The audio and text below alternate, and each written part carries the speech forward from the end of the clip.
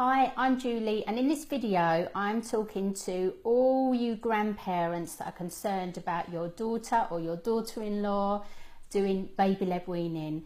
And I know that you've got their best interests at heart, but I need to tell you why baby-led weaning is completely awesome, and if you give it a little time, I know that you will absolutely love it. Now, I've seen many grandparents who have been so opposed to this way of weaning, and then give it a couple of months time and they're the ones that are saying, well, my grandson, he eats such and such and he does it all himself, and you'll be so proud, I promise you. You can be a smug grandma or granddad even. So I know when you were younger and you were raising your children, you gave pureed food and that was all completely normal, but things have changed, and here's the reasons why.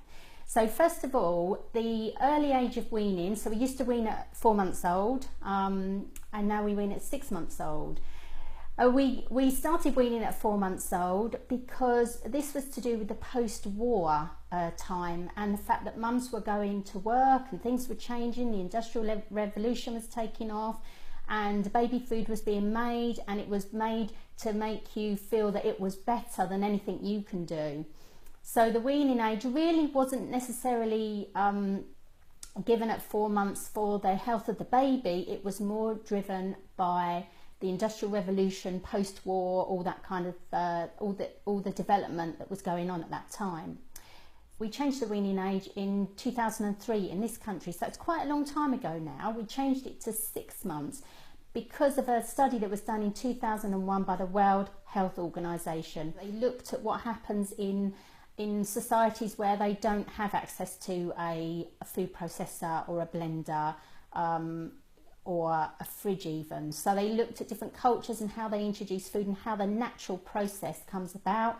They also looked at the development of a baby's digestive system, and then they also looked at things like the increase of food allergies and intolerances, and basically the study concluded that breast milk or formula milk was best for a baby until they were 6 months old.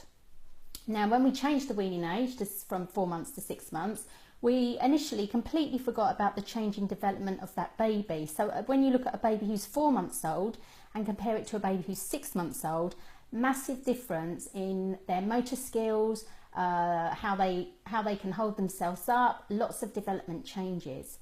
So at 6 months old, a baby is perfectly capable of feeding themselves. At 4 months old, they're not. So yep, I can see that when we weaned at 4 months old, we needed to use pureed foods and foods that are easy on the digestive system. Now we don't need to, because at 6 months old, the baby is more than capable of feeding themselves. Now, the biggest problem is that as you are a concerned grandparent and you love your grandson or your granddaughter, and I know you want the best for them, and you probably think that your daughter or your daughter-in-law is completely nuts and is just following the latest fad, you're probably going to be concerned about choking. And quite right, you should be concerned about choking, but we can never ever eliminate the risk of choking, even at any age. But there are some really important safety mechanisms that we have inbuilt that help prevent choking, and especially as a baby. So when we first start on solids, we have a really sensitive gag reflex. It means that a baby will gag on their own hand, on a dummy, on a bottle, on a toy, whatever it may be that goes into their mouth. Sometimes they gag when they're breastfeeding. This is completely normal. That is to prevent food from travelling back in their mouth before it's supposed to. Their tongue thrusts forwards and they gag. Completely normal. That is not choking. Choking, completely silent, airways blocked, baby is really frightened. You will know the difference. A baby that's gagging is just clearing food from the back of their mouth, pushing it to the front. They're not stressed, they're not bothered. They quite often pick up the same thing that they've spat out and eat it again.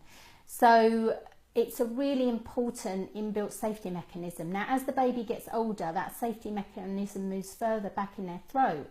Now, the biggest problem we've got at the moment is that if you puree feed a baby at 6 months, they tend to use a sucking motion in order to bring the food into their mouth. a bit like they do when they're having a milk feed. So the food's already broken down, they don't have to do anything with it, so they kind of just suck it back. Now that's fine at first, but then what happens when the gag reflex starts to move back, and you're then at the stage where you're starting to introduce lumpier foods, because at some point we've got to give this baby proper food, right? They can't be puree fed forever. So when we puree fed from 4 months, we would tend to be introducing these types of finger foods around 6 months. But because we moved the weaning age to 6 months, we now tend to, if you go down the route of puree feeding, tend to introduce lumpier foods around 8 months to 9 months. And this is when the gag reflex is really starting to move back.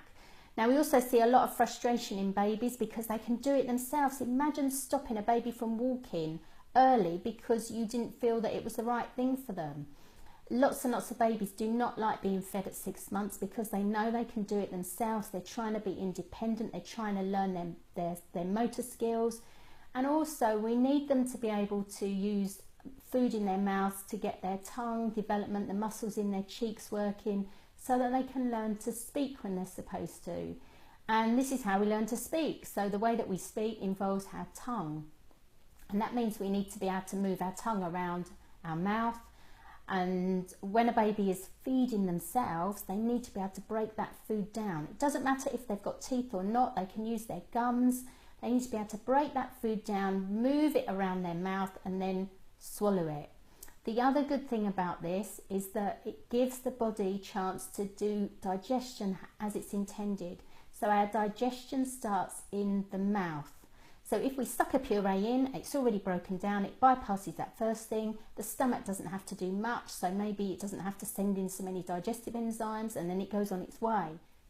If a baby is eating solid food, they need to first learn the skill of picking it up, directing it to their mouth, so they're learning really fine motor skills here. Excellent for giving them a head start. So grandparents, if you want to give your grandchildren a head start, this is a way to do it.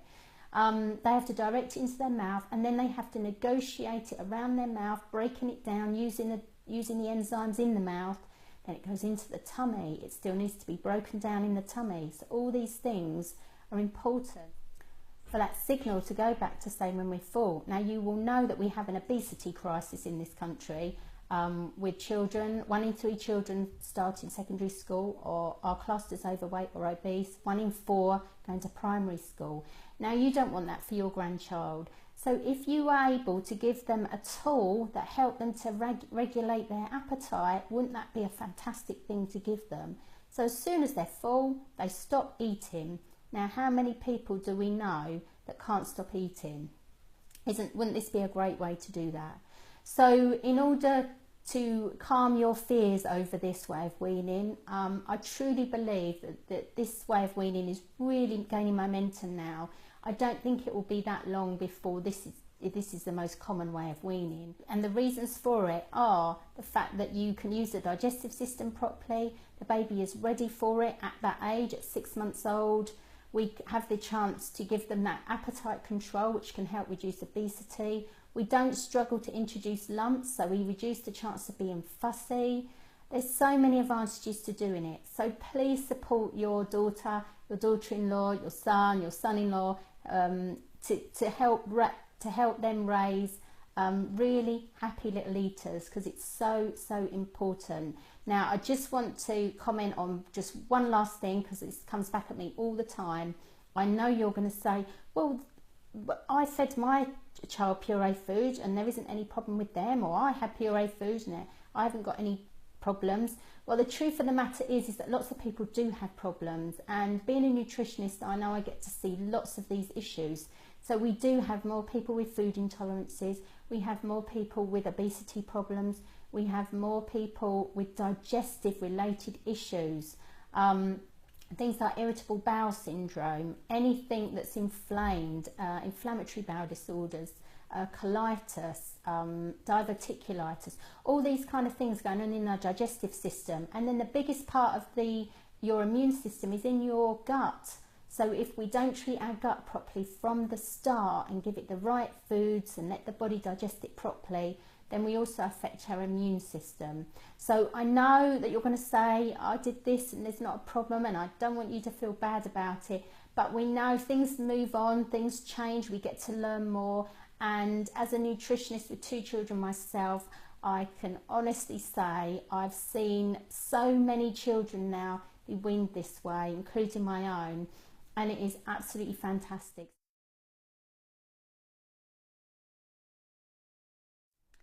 I also have a Facebook group, if you're a Facebook fan, that you can join, which is called Baby-led Weaning, and you can ask me any questions there. So best of luck with your grandchildren, and please don't be too hard on your daughter or your daughter-in-law. Good luck.